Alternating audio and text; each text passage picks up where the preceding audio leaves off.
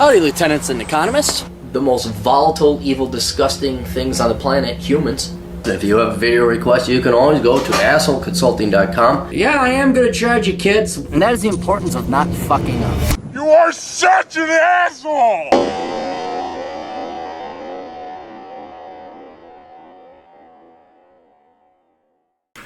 Hi, Aaron. My girlfriend and I have been minimalists for a few years. We have been working hard, saving, investing in real estate. We're in our late 20s, own 3 rentals, have $70K in the bank. We make $120,000 a year between the two of us. We just bought a new home to live in, and immediately we are filled with regret. The home was affordable and definitely fit our minimalist needs. It's also close to our jobs. The neighborhood is a fucking mess. One house is a drug house. The neighbors across the street are NASCAR driving wannabes who work on their cars all night in their front yard and rev the fucking engines. All the houses look like shit. All the people are stupid. Why'd you go there? Didn't you see that when you looked at the house? I mean, is this Wyoming or something? It sounds like Wyoming. Oh, wait, even Wyomings don't know how to work on cars. They all have dogs that bark all fucking night like typical white trash. Our occasional interactions with neighbors are asinine. For example, one of them was asking me for money. I won't go into the details, even though I've never spoken to her prior. Aaron, I hate poor, trashy people. Why did you go? You could have... I don't just go to a neighbor like, I'm going to buy here. I kind of usually look around a little bit, and I know the area a lot. I hate poor, trashy people. I hate them more than snobby rich people. I'm beyond annoyed with this new living situation. It's making me doubt whether I should continue being frugal. Should I just work hard for longer than previously anticipated so that I can buy a $500,000 home and be around people with half a fucking brain? Don't make noise all night, sell drugs from their homes, have uncared for animal, beg for money, and have trash littered yards. I feel I'm going through the part of minimalism that no one tells you about. Also, since I know you would ask, I have the cops on speed dial and make complaints almost daily basis. That's not going to help you. It's not going to help you.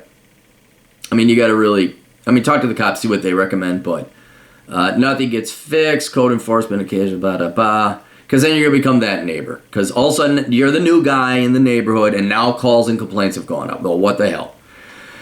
All right. I asked you a couple bits of advice on when you can sell it and da-da-da, and it looks like you're going to have to pay some capital gains, short-term capital gains.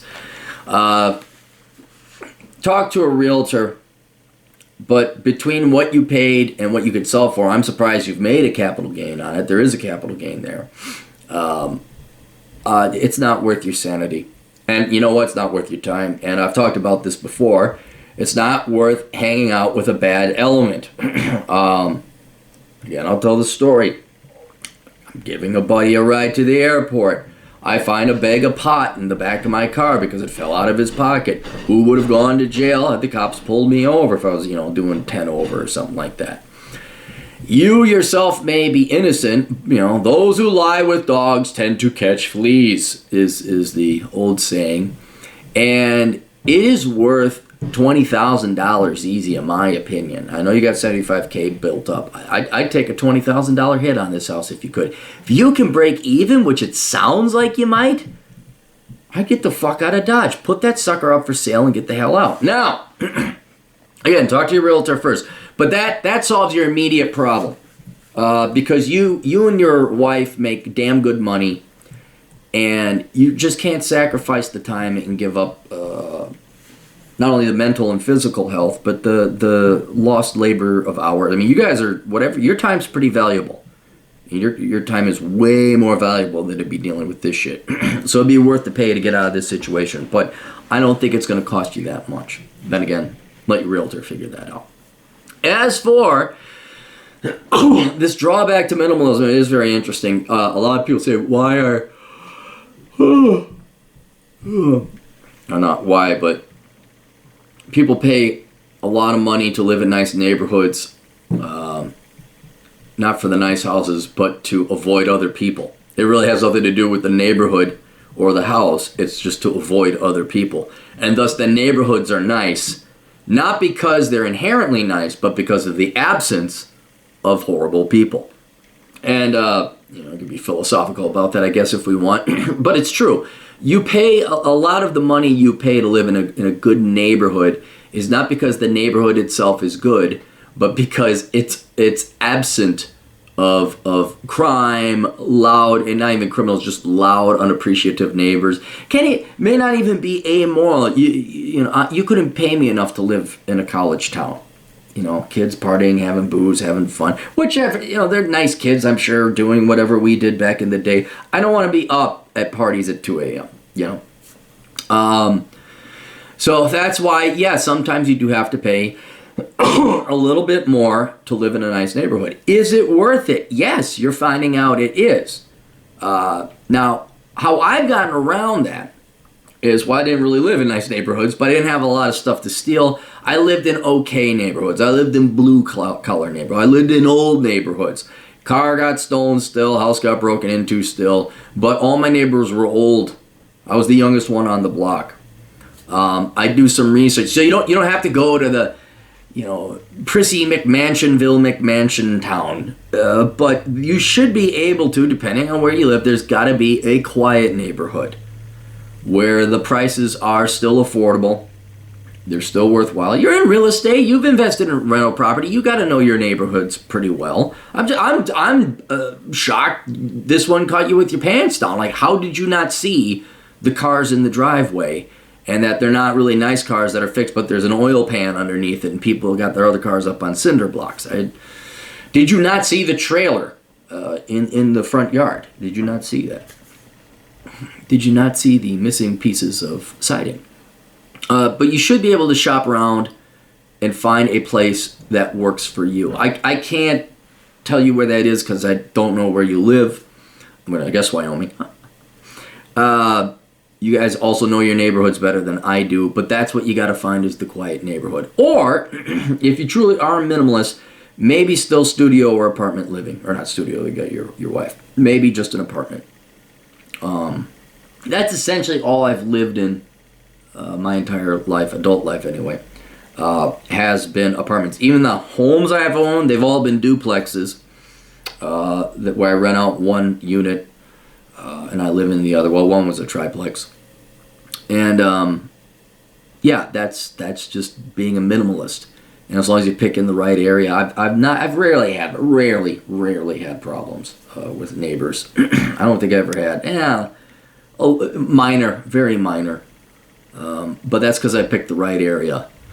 I chose the right tenants. So in your particular case, for a minimalist, yeah, you could go drop $500,000 on a house, but that's not a guarantee either. You'll be in a, quote, nicer neighborhood, but then you got these prissy, stuck-up queen bee soccer moms where they've reached the land of Canaan, and now everything must be perfect. And you get into an HOA, oh my God, his shrubs are not as groomed.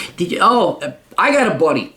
I can't tell you who, but there's an app called like My Neighborhood or something like that, and he lives in one of the richest zip codes in a major metropolitan area, let's just say.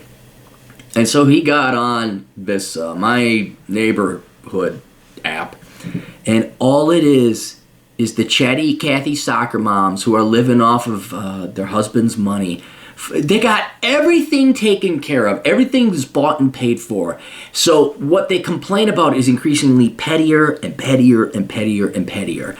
And depending on how anal retentive the HOA is, heaven forbid you move into one, you might actually get fees. You might actually get fines.